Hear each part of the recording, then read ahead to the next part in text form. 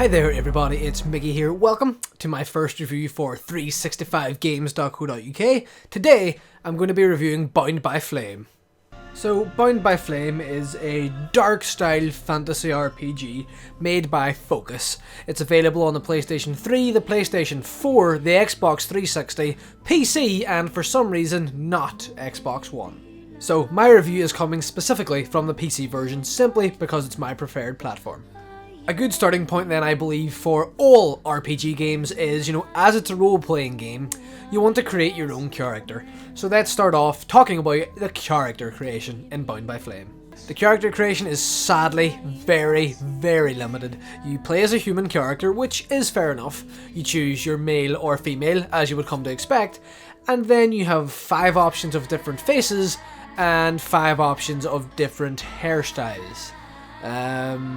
That's not really what I would call in-depth character customization, barely what I would call shallow character customization, and overall it's quite disappointing and not what I expect from an open world RPG game. So visually, I actually quite like the game. I like its artistic style, and I like the amount of quality and effort that they've actually put into the graphics now. It's not perfect by any means, and it doesn't look impressively next gen, but at the same time it's definitely not bad. It's very, very similar to kind of what we would see in The Witcher 2 artistically, and that's absolutely nothing to complain about. So the soundtrack here in Bound by Flame, it is basically what you would expect from a game of this genre. Have you ever watched Lord of the Rings? Have you played Dragon Age? Have you played Skyrim? That kind of music, it's very much so present here. That orchestral, high energy, high fantasy music that makes you really feel like you are the hero on the adventure to save the world. Apart from the fact, that the world is kind of screwed in Bound by Flame. So let's talk about the combat system here. The combat seems to just simply be a mashup of the best parts of the combat systems from lots of other games of similar genres. I don't know if you have, but if you can imagine, Dark Souls, Kingdoms of Amalur, Skyrim and Dragon Age, plucking the best parts from their combat systems and twirling them all together into one. That's what they've done here. The combat system is very fluid, fast-paced and extremely rewarding.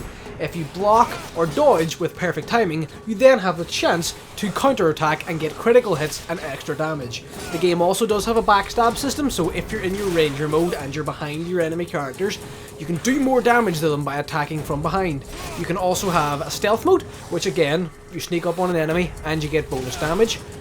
The warrior mode, where obviously your attacks are slower but more powerful, and the mage mode, where you get access to a lot of fire related spells fueled by the power of the demon that's trapped inside your body. I'll say no more on the demon. Play the game to find out about that. The game has 3 separate skill trees, one for the warrior, one for the ranger and one for the demon or magic classes. When you level up in the game, you're given 2 skill points to spend in any one of those that you want, so you're never tied to one specific class. When I started playing the game, I found the ranger to be more enjoyable, so I poured a lot of points into that. A little bit later in the game, I kinda wanted to start playing as the warrior, poured more points into that and improved my skills that way. It's entirely up to your own style of playing, but I really recommend getting a little balance between all 3. There's nothing like setting your sword on fire, running up to an enemy, kicking them while in warrior mode, quickly switching into ranger mode, running behind them and doing triple damage by stabbing them in the back. It's extremely, extremely fun and extremely rewarding. In addition to the combat skill trees, the game also has some passive skill trees, and when you level up, you're given 1 point to spend in these. Now, a lot of the perks in these skill trees will cost more than 1 point, so you will find yourself saving up to buy them, but they're very much so worth it. These passive talents will do things from improving the effectiveness of your potions, improving your resistance to fire, for example, and making you more likely to receive back more items whenever you recycle your old weapons and armour. Bound by Flame has a very, very deep and quite enjoyable crafting system in the game. If only they made their character creation this detailed. Essentially, you will use mana potions and health potions as you play through the game, as in any combat-based RPG, and you craft these yourself by reagents that you find while playing the game, whether you find them in a chest or they're drops from enemies. You do get the ingredients for these quite commonly, so you rarely ever have to buy them as long as you're not using, a lot of them. But there's also upgrades that you can make to all your weapons and armor. These upgrades actually change the physical appearance of the weapons and or armor, and also give it more passive bonuses. For example, I have an upgrade that adds plus 10% fire damage to my weapons, as well as an upgrade on my armor that gives me plus 4% resistance to poison. Something that Bound by Flame has implemented that I am very, very happy about is that there's no real junk loot. What junk loot is by definition is in games like this where when you kill an enemy and they drop items, you will find yourself picking up items a lot of the time that you have absolutely no practical use for. All you do is carry them around, take them to a store and sell them. In Bound by Flame that doesn't happen. The most common drop by far is an item called Tainted Blood, and you use Tainted Blood to create health potions, which you will always need.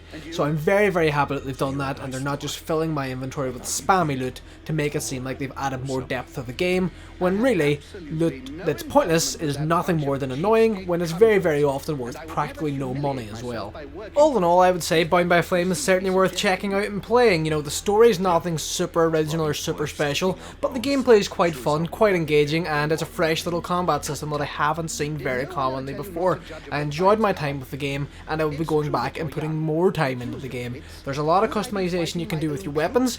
Decisions that you make affect the game around you, so there's a lot of replayability there, and overall it's one of the more fun RPGs that I've played recently, so I'm gonna go play more Bound by Flame, and so should you.